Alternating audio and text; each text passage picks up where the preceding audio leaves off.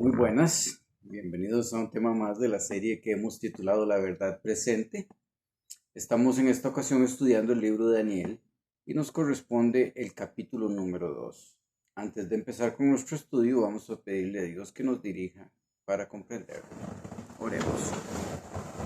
Querido Padre de amor, humildemente en el nombre precioso de tu Hijo amado, suplicamos que tu Santo Espíritu nos aclare el entendimiento y nos ayude a comprender tu santa palabra. Que las cosas que aquí entendamos podamos ponerlas en práctica y nos ayuden en nuestro camino cristiano y nos libren también de las acechanzas del maligno, especialmente en estos últimos días. En el nombre del Señor Jesús. Amén. Muy bien, como dijimos en nuestro estudio previo, en la introducción al capítulo 1, el libro de Daniel es un libro importantísimo, porque en él Dios nos da a conocer los eventos que han de acontecer en los últimos tiempos. Es un libro hermano del libro de Apocalipsis y a través de... No se puede comprender bien el Apocalipsis si no entendemos bien el libro de Daniel. Así que son dos libros que van juntos y es la base para que podamos comprender las profecías del Nuevo Testamento en el libro de Apocalipsis. Así que sin más vamos a ir leyendo y analizando un poco lo que ocurre aquí en el capítulo 2 del libro de Daniel. Tal vez la primera parte, los insto para que lo lean. La primera parte voy a hacer un pequeño relato de lo que se presenta ahí para no extendernos demasiado con la lectura. Pero los insto para que ustedes lo lean cuidadosamente en sus casas. En el capítulo 2 del libro de Daniel, el rey Nabucodonosor, rey de Babilonia, que era un rey dictatorial y tremendo, ¿verdad? Tiene un sueño y sabe que el sueño es importante, pero se le olvida el sueño. No sé si alguna vez a usted le ha pasado que tiene un sueño y se le olvida y no pasa nada, pero el sueño que había tenido el rey era un sueño importante, él sabía que era importante y quiso saber qué quería decir. Como en esas épocas tenían adivinos y encantadores que pretendían conocer el futuro y hacían adivinaciones, como, ¿verdad? En otro capítulo del libro de la Biblia nos menciona que en Babilonia veían el hígado y cosas así. Entonces, eh, tenían esos adivinos y astrólogos y supuestos sabios, los mandó a llamar para que le dijeran el sueño que había tenido. Por supuesto, eso era un asunto sumamente difícil, y aunque ellos tenían esas altas pretensiones, no pudieron declararle al rey lo que se había soñado. Le dijeron que les contara el sueño y que ellos le darían la interpretación. Pero él dijo, no, así no. Si no me dicen el sueño y su interpretación, los voy a matar. Y buscaron a los sabios de Babilonia para matarlos. El problema es que Daniel y sus amigos, que eran hijos fieles de Dios, se acuerdan que habían sido hallados 10 veces más sabios que todos los sabios de Babilonia. Entonces los buscaron a ellos también para matarlos, aunque ellos no habían estado en en ese llamado que habían hecho los sabios para interpretar el sueño. Entonces aquí vamos a coger la historia en el versículo, 12 puede ser, dice así: Por esta causa el rey se enojó y enfurecido mandó a matar a todos los sabios de Babilonia. Y se publicó el decreto de que los sabios fueran llevados a la muerte, y buscaron a Daniel y a sus compañeros para matarlos. Entonces Daniel habló avisada y prudentemente a Arioc, capitán de la guardia del rey, que había salido para matar a los sabios de Babilonia. Habló y dijo a Arioc, capitán del rey: ¿Cuál es la causa por la que este decreto se publique de parte del rey tan apresuradamente? Entonces Arioc declaró el asunto a Daniel. Y Daniel entró y pidió al rey que se le diese tiempo y que él mostraría al rey la interpretación. Eso se llama fe. La fe es la certeza de lo que se espera, la convicción de lo que no se ve. Se fue luego Daniel a su casa y declaró el asunto a Ananías, Misael y Azarías, sus compañeros, para que pidiesen misericordias del Dios del cielo sobre este misterio, y que Daniel y sus compañeros no pereciesen con los otros sabios de Babilonia. Nuestras oraciones siempre deben ser fervientes, pero si de eso dependiera su vida, ¿con qué fervor oraría? Bueno, así es en realidad. Nuestra vida depende de la oración y en la comunión con Dios podemos tener la vida eterna y ser librados de las maldades de este mundo, pero no siempre nos damos cuenta de que el asunto es tan importante como cuando vemos nuestra vida física amenazada. Y así estaba la vida de ellos y oraron fervorosamente. Entonces el secreto fue revelado a Daniel en visión de noche, por lo cual bendijo Daniel al Dios del cielo. Y Daniel habló y dijo, sea bendito el nombre de Dios desde la eternidad y hasta la eternidad, porque suya es la sabiduría y el poder. Él cambia los tiempos y las sazones, quita reyes y pone reyes. El sueño de Nabucodonosor tenía que ver con estos asuntos, de quitar reyes y de poner reyes. Da sabiduría a los sabios y la ciencia a los entendidos. Él revela lo profundo y lo escondido, conoce lo que está en tinieblas y la luz mora con él. A ti, oh Dios de mis padres, te doy gracias y te alabo, que me diste sabiduría y fortaleza, y ahora me enseñaste lo que te pedimos, pues nos has enseñado el asunto del rey. Después de esto, Daniel entró a Arioc, al cual el rey había puesto para matar a los sabios de Babilonia. Fue y le dijo así, no mates a los sabios de Babilonia, llévame delante del rey y yo le mostraré al rey la interpretación. Entonces Arioc llevó prestamente a Daniel delante del rey y le dijo así, he hallado a un varón de los cautivos de Judá, el cual declarará al rey la interpretación. O sea, Arioc no perdió la oportunidad de echarse unas cuantas flores, yo lo encontré. Daniel respondió delante del rey y dijo, el misterio que el rey demanda, ni sabios, ni astrólogos, ni magos, ni adivinos lo pueden enseñar al rey. Mas hay un Dios en el cielo, el cual revela los misterios, y él ha hecho saber al rey Nabucodonosor lo que ha de acontecer en los postreros días. El sueño era para mucho tiempo en el futuro. Tu sueño y las visiones de tu cabeza sobre tu cama es esto. Imagínese usted la impresión del rey, que ahora estaba este joven ahí delante de él y le va a decir lo que él se soñó, que ni él mismo se acuerda. Estando tú, oh rey, en tu cama, subieron tus pensamientos por saber lo que había de suceder en lo porvenir, y el que revela los misterios te mostró lo que ha de suceder. Y a mí me ha sido revelado este misterio, no porque en mí haya más sabiduría que en todos los vivientes, sino porque aquellos, de todos los vivientes, sino por aquellos que debían hacer saber al rey la interpretación y para que tú entiendas los pensamientos de tu corazón. Tú, oh rey, veías, y he aquí una gran imagen. Esta imagen, que era muy grande y cuya gloria era muy sublime, estaba en pie delante de ti y su aspecto era terrible. Y el rey es admirado, me imagino, diciendo, sí, claro, eso fue lo que yo me soñé. La cabeza de esta imagen era de oro fino, su pecho y sus brazos de plata, su vientre y sus muslos de bronce, sus piernas de hierro, sus pies en parte de hierro y en parte de barro cocido. Estabas mirando hasta que una piedra fue cortada, no con mano, la cual hirió a la imagen en sus pies de hierro y de barro cocido y los desmenuzó. Entonces fue también desmenuzado el hierro, el barro cocido, el bronce, la plata y el oro, y se tornaron como tamo de las eras del verano, y los levantó el viento, y nunca más se les halló lugar. Mas la piedra que hirió la imagen vino a ser una gran montaña que llenó toda la tierra. Este es el sueño. También la interpretación de él diremos en presencia del rey. Tú, oh rey, eres rey de reyes, porque el Dios del cielo te ha dado reino, poder, fortaleza y majestad. Y todo lo que habitan los hijos de los hombres, bestias del campo y aves del cielo, él los ha entregado en tu mano. y te ha dado dominio sobre todo. Tú eres aquella cabeza de oro. Imagínense cómo se sintió el rey. Que le dijeran que él era la cabeza y de oro. No era solo el rey, sino el reino que él representaba.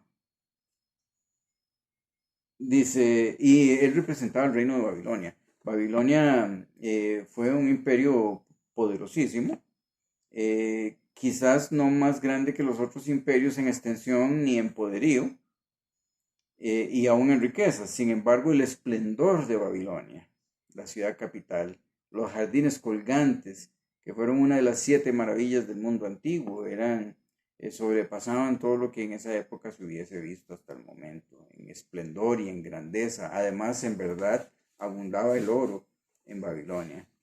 Y Nabucodonosor era el rey de ese imperio neobabilónico, como se conoce. Dice, y después de ti se levantará otro reino. Ven que el primero era un reino y ahora se va a levantar, después de Babilonia se iba a levantar otro reino.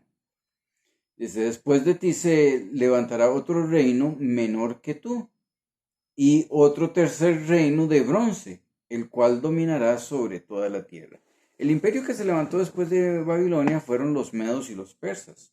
De hecho, Daniel logró ver cuando llegó el colapso del imperio babilónico y empezó los medos y los persas. Él llegó a ver el principio de este sueño, de esta visión que había interpretado el mismo Daniel.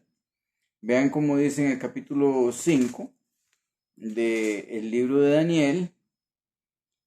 El capítulo 5, el rey Belsasar, el último rey de Babilonia, descendiente de Nabucodonosor, estaba haciendo una gran fiesta, una gran borrachera y todo, y orgías, y tomando los vasos sagrados de Dios para hacer su fiesta. Eso lo veremos más adelante. Y estaban siendo rodeados por los ejércitos de los medos y los persas, pero estaban tan confiados en su fortaleza que pensaban que nadie los iba a poder atacar. Pero los medos y los persas desviaron el río Éufrates y pudieron entrar por debajo, donde habían unas cuestiones de hierro, ¿verdad? Pudieron entrar por debajo y abrir las puertas de Babilonia y entró todo el ejército. Entonces, pero antes de eso, en esa fiesta de orgía que tenían ahí el rey y sus cortesanos, se apareció una mano, no un brazo ni una persona, sino una mano escribiendo arriba de lo encalado de la pared, y escribió unas palabras extrañas que era Mené, Mené, Tekel Upharsin. Y este era el significado de esas palabras, porque llamaron a Daniel, que ya era un hombre mayor, para que las interpretara. Y es en el versículo 25 del capítulo 5.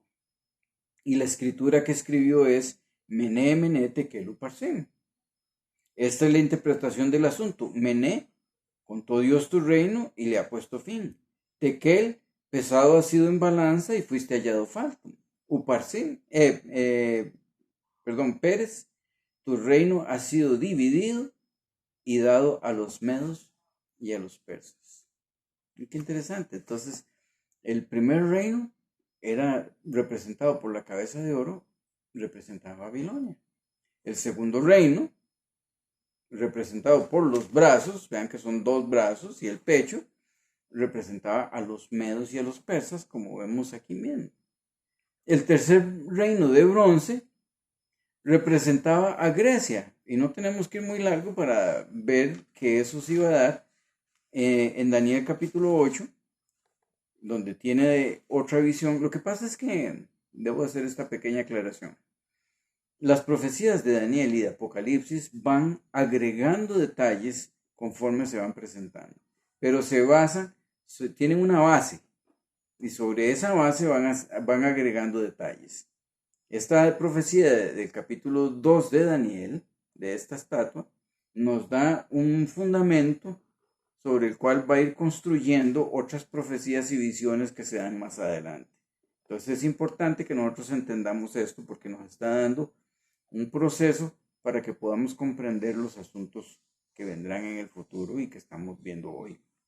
Entonces, la cabeza de oro representaba a Babilonia, los brazos y el pecho representaban a Medo Persia, Los muslos representaban a Grecia y aquí se ve en el capítulo 8 de Daniel que bajo otros símbolos, el símbolo de un carnero con dos cuernos y un macho cabrío, un cabro, ¿verdad? Con un solo cuerno, se representan a los reyes de Media y de Persia y de Grecia. Vamos a verlo así. Dice capítulo 8, versículo 15. Y aconteció que mientras yo, Daniel, consideraba la visión y buscaba su significado, he aquí uno con apariencia de hombre se puso delante de mí y oí una voz de hombre entre las riberas del Ulai que gritó y dijo: Gabriel, enseña la visión. Ahora, ¿quién es este hijo de hombre que tiene autoridad sobre el ángel Gabriel? Que es el ángel que se menciona por nombre en la palabra de Dios y que ha sido usado en asuntos muy importantes como la anunciación de que el Señor Jesús iba a nacer y otras cosas más. Es uno de los ángeles más importantes del cielo. ¿Y quién es este hijo de hombre que tiene autoridad sobre él? Bueno, es el Señor Jesús, que le dice: Gabriel, enséñale a la visión. Vino luego cerca de donde yo estaba, y con su venida me asombré y caí sobre mi rostro. Pero él me dijo: entiende, hijo de hombre, porque la visión será para el tiempo del fin. Y mientras él hablaba conmigo, caí dormido en tierra sobre mi rostro, y él me tocó y me hizo estar en pie. De paso, esta visión del capítulo 8, estamos viendo lo de Media y de Persia, pero hay una sección aquí que es para el tiempo del fin verdaderamente. Y eso lo vamos a ver más adelante. Así que no se pierdan los próximos capítulos. Y dijo: he aquí, yo te enseñaré lo que ha de venir en el fin de la ira, porque el tiempo señalado, al tiempo señalado el fin se cumplirá. Aquel carnero que viste que tenía dos cuernos son los reyes de Media y de Persia. El macho cabrío es el rey de Grecia. Y el cuerno grande que tenía entre sus ojos es el rey primero. Daniel no llegó a ver esto. Daniel llegó a ver el paso de Babilonia a Medo-Persia, pero el paso de Medo-Persia a Grecia no lo vio. Todo esto era profecía. Y vea que menciona que era un macho cabrío que venía volando, o sea, sumamente rápido, y tenía un cuerno grande que era el rey primero. Y si hemos estudiado un poquito de historia, sabemos que el rey primero era el macedonio Alejandro Magno, Alejandro el Grande. Muy bien, entonces esa es la sucesión que vamos viendo. La cabeza de oro, Babilonia. Los brazos y el pecho, Medo-Persia. Los muslos y el vientre, Grecia. Y seguimos ahí con la interpretación que está dando Daniel. Y dice en el capítulo 2, versículo 40. Dice: y el cuarto reino será fuerte como el hierro. Y como el hierro desmenuza y pulveriza todas las cosas, y como el hierro que quebranta todas las cosas, desmenuzará y quebrantará. Ven qué interesante. Después del imperio griego, siguió los romanos, el imperio romano, que era el imperio que estaba durante la época del nacimiento del Señor Jesús. Ya habían estado por unos cuantos años antes y estuvieron por muchos años después también. Entonces, la cabeza de oro, Babilonia. Los brazos y el pecho, Medo-Persia. Los muslos y el vientre, Grecia. Las piernas de hierro, el imperio romano, que era implacable e imponían la pax romana, la paz a la fuerza en donde quiera que ellos iban. Cualquiera que se oponía, eran eliminados. Y ahora viene algo interesante. Y lo que viste de los pies y de los dedos en parte de barro cocido de alfarero, o sea, arcilla cocida, una cerámica casi, podríamos decir, barro cocido de alfarero, y en parte de hierro, el reino será dividido, mas habrá en él algo de la fortaleza del hierro, según que viste el hierro mezclado con el barro cocido. Y poseer los dedos de los pies en parte de hierro y en parte de barro cocido, en parte será el reino fuerte y en parte será frágil. ¿Ven qué interesante? Entonces después después del Imperio Romano no vino otro imperio que viniese y tomase posesión de él, sino que el imperio,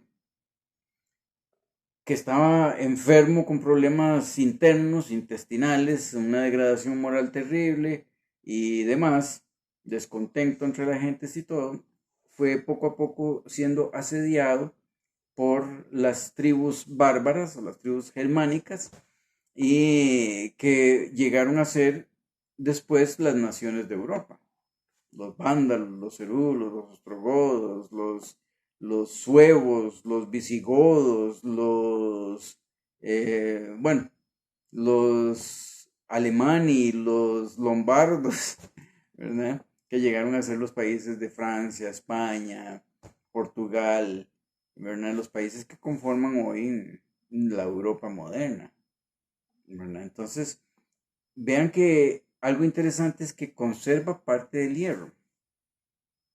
El hierro representa Roma. Y, y en realidad en algún momento, muchos años después, ha querido unificar y se llamó en algún momento el imperio germánico romano, ¿verdad? Y entonces esos reinos que se levantaron ahí del Imperio Romano conservaron siempre mucho de esa cuestión de la forma de gobierno romana. Y en realidad hubo como una sucesión del Imperio Romano ya en esta forma dividida. Dice que algunos iban a ser fuertes y otros débiles, y es lo que vemos en los países de Europa. Y iban a tratar de unirse, pero no se iban a unir, así como el hierro y el barro no se unen, dice. Y lo que viste de los dedos de los pies, de barro cocido, de alfarero y en parte de hierro, el reino será dividido, mas habrá en el algo de la fortaleza del hierro, según viste el hierro mezclado con el barro. Y por ser los dedos de los pies en parte de hierro y en parte de barro cocido, en parte el reino será fuerte y en parte será frágil. En cuanto a lo que viste, el hierro mezclado con barro, se mezclarán por medio de simiente humana, mas no se unirán el uno con el otro como el hierro no se mezcla con el barro. Y esa es la historia de Europa, que el príncipe de aquí se casaba con la princesa de allá, que este se casaba con la otra, tratando de unirse. En un momento dado, todos los reinos de la cristiandad, como se llegó a denominar toda esa zona, y después vamos a ver un poquito más acerca de eso, estaban emparentados, todos eran familia, porque se casaban unos con otros tratando de unificar el reino por medio de alianzas humanas, pero de simiente humana, como lo dice aquí, pero nunca pudieron. Y otros han tratado, ¿verdad? Como trató Napoleón y como trató Hitler y como han tratado otros tal vez de unificar y hacer un solo imperio, pero no han podido, porque aquí dice que no se iban a unir el uno con el otro.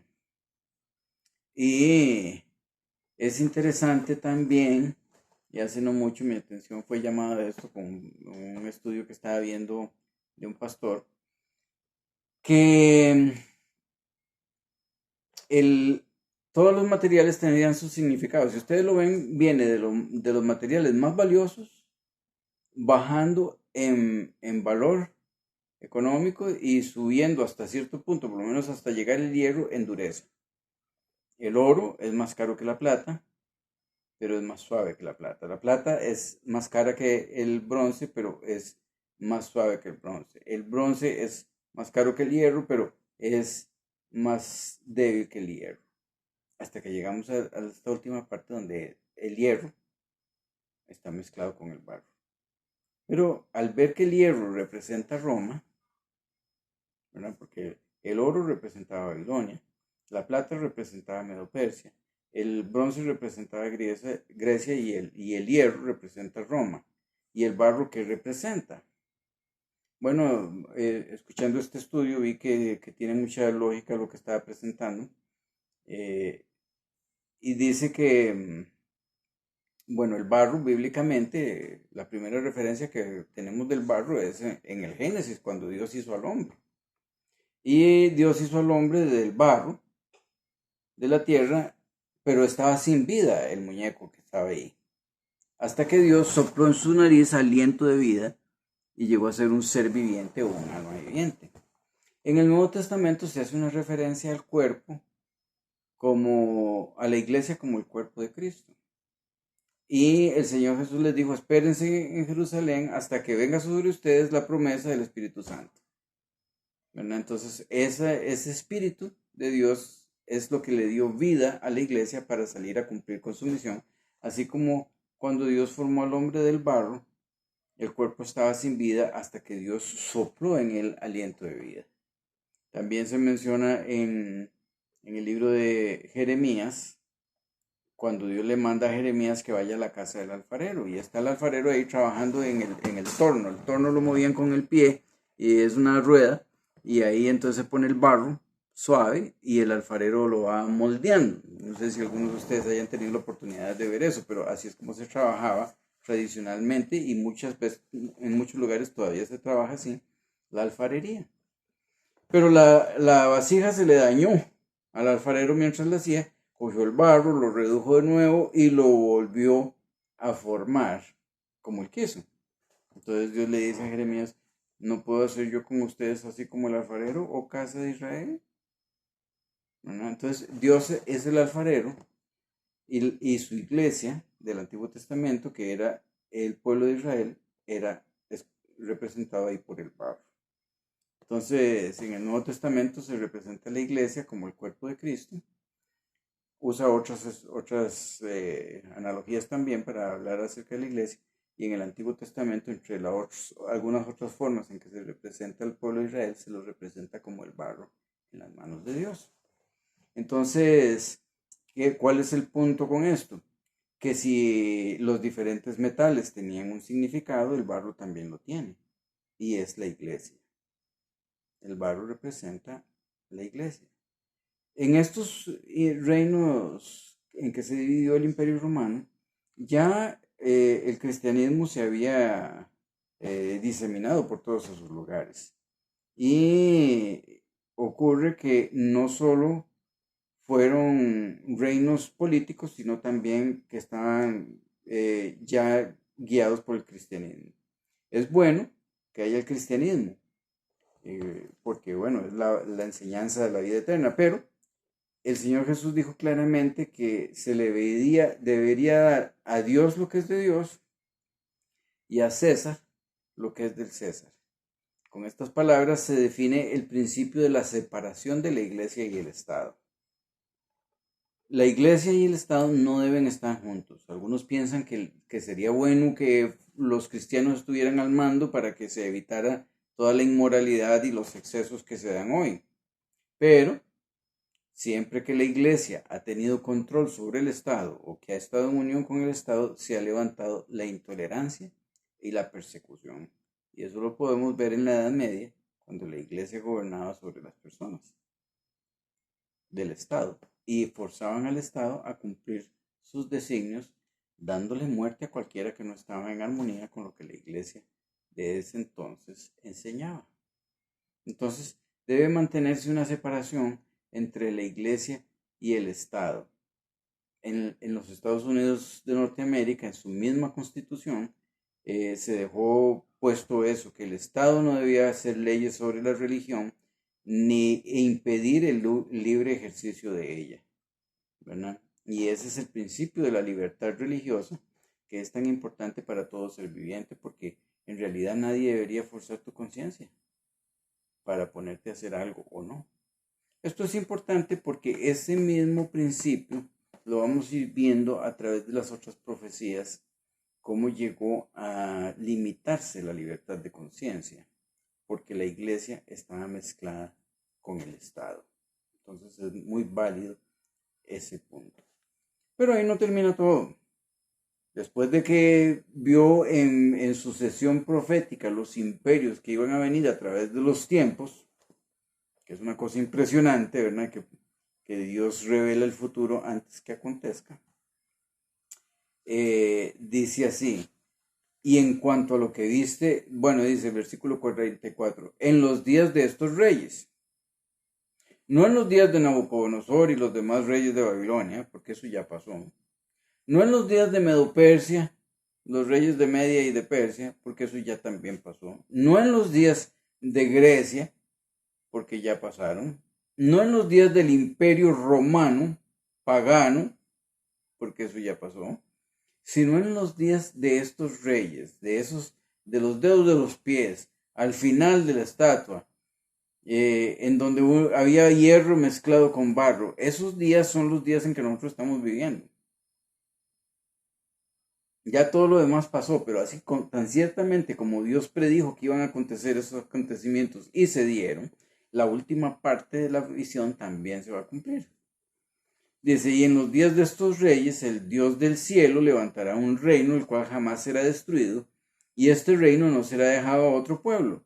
Desmenuzará y consumirá todos los reinos, y él permanecerá para siempre. De la manera que viste que del monte fue cortada una piedra, no con manos, la cual desmenuzó el hierro, el bronce, el barro y la plata, y el oro, el gran Dios ha mostrado al rey lo que ha de acontecer en lo porvenir.